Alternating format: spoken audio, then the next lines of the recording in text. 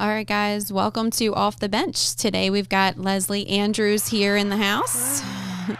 We're going to talk a little bit about just some new lead resources that we've been using, or actually she's been using, and kind of talking a little bit about what it takes, right? Like sometimes we've got to dig deep, and sometimes, you know, I feel like in this business there's different seasons of like, you know, sometimes we're in the valley and sometimes we're in the peak, right? And sometimes, you know, things are just chucking right along, and then sometimes, whoop, we get smacked in the face.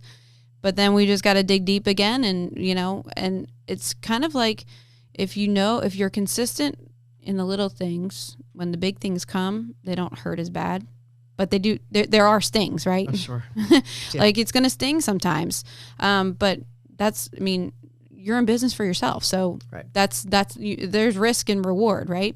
So let's kind of talk first a little bit about the little things that are just your daily habits, your weekly routine, right? Because consistency is a big deal in this business. Whether you can choose to stay off the roller coaster ride. Sure. With consistency and with just the little things that you do every single day. So can you talk a little bit about just the little things you do, your daily habits, and then kind of how that leads to those bigger things, which are obviously helping families, deposits, things like that. Right. So I try to, no matter where I am, I try to keep the same schedule every week. Mm-hmm.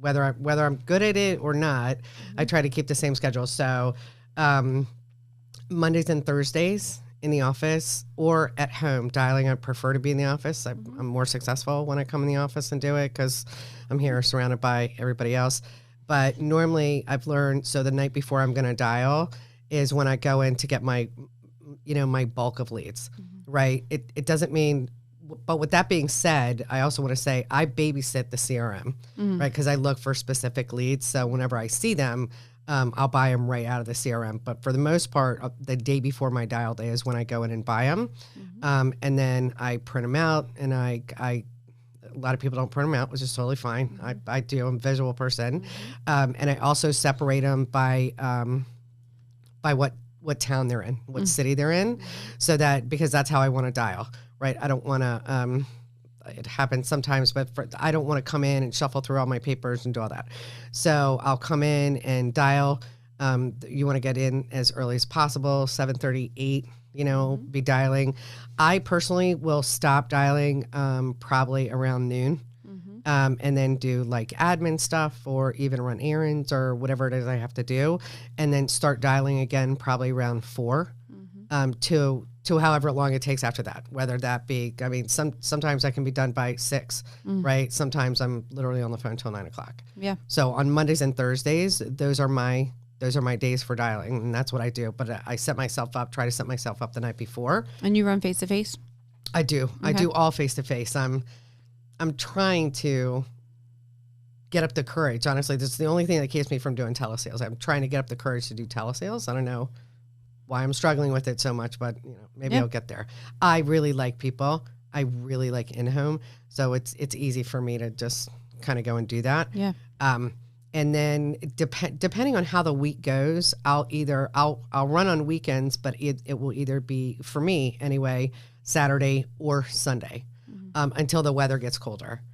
When the weather gets colder, then you can really do Saturday and Sunday. But I've just found in the past that when the weather's still kind of nice out. Well, and you live near a beach town, so. Very close to it. Right, exactly. Yeah. So what I'm doing right now is Sundays as it ends. But then again, as it gets colder, then I'll start doing Saturdays and Sundays again. Yep, and then I take the one day off. But I try to get my admin stuff done in the middle of the day. Yeah. Right, when I'm dialing, or if I'm, you have a rolling office when you're in your car. Yeah. So if I can handle it while I'm in my car too, then I try to do my admin stuff there. Because I find myself, if I don't keep up on certain things, then I'll lose money. Right. Yeah. I'll lose money by not, I'll get an email saying that, a premium didn't come in or whatever, and if I don't handle it right then and there, I will forget. And then there it goes, and there I'm sitting with a back charge. So that is a habit that I've gotten into, like when it comes to emails and stuff or admin stuff, is like jumping right on it. Yeah. So, okay. So you dial Mondays and Thursdays for Tuesday, Wednesday, and then or Tuesday, Wednesday, Friday, or what?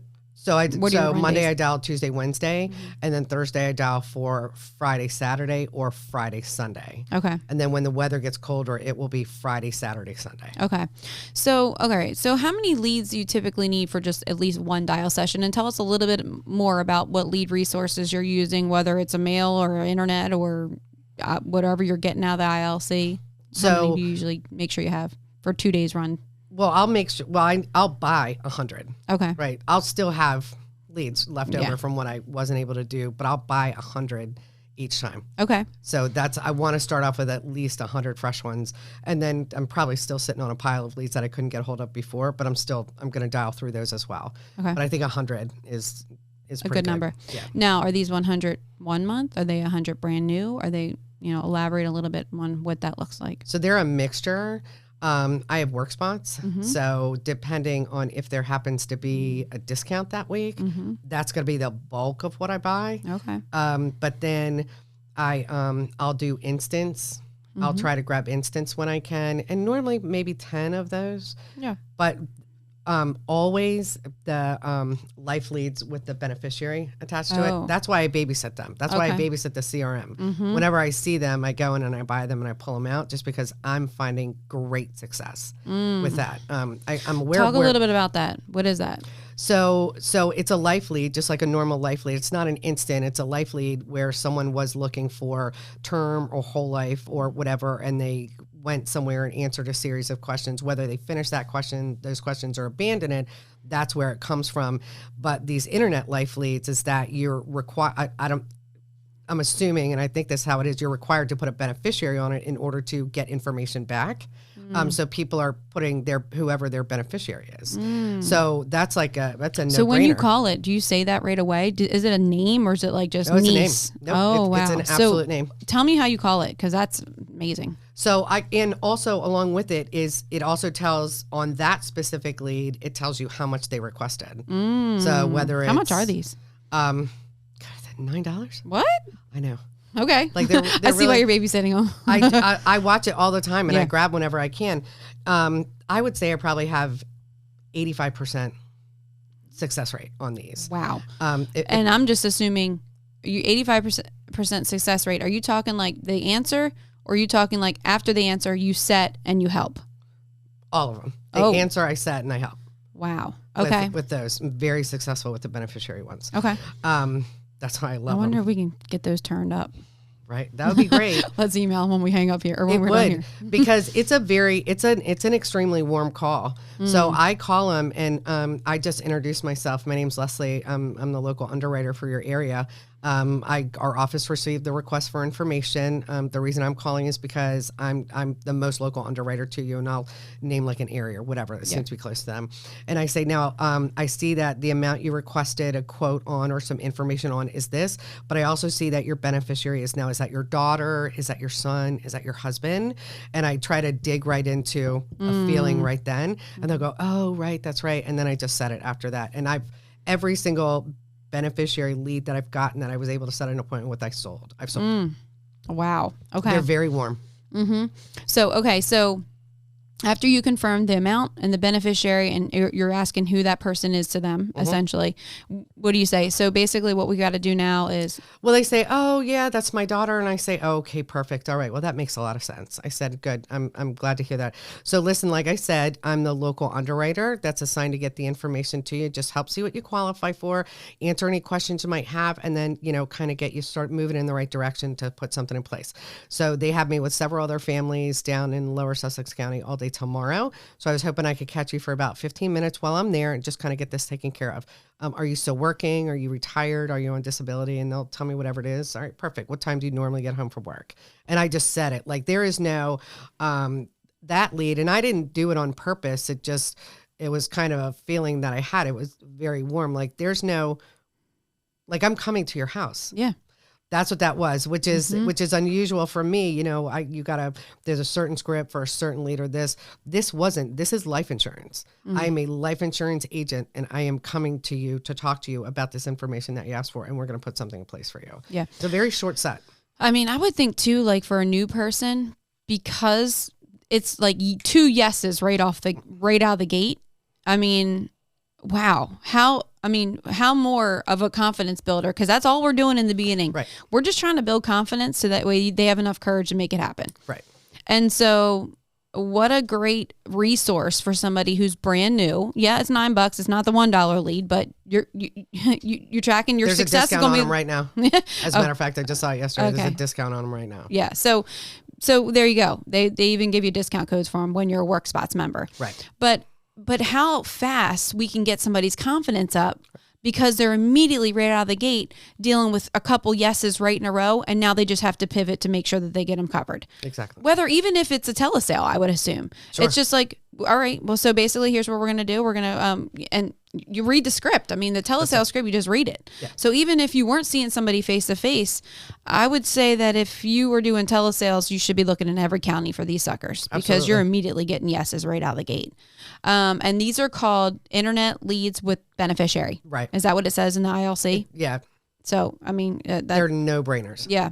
So, okay. So 85% help ratio. Mm-hmm. Wow.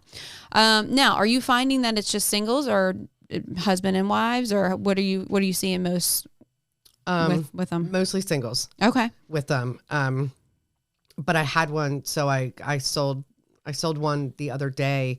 And when I spoke to him, he said, no, because the follow-up question was, is the protection just for you? Is there anyone else in the house?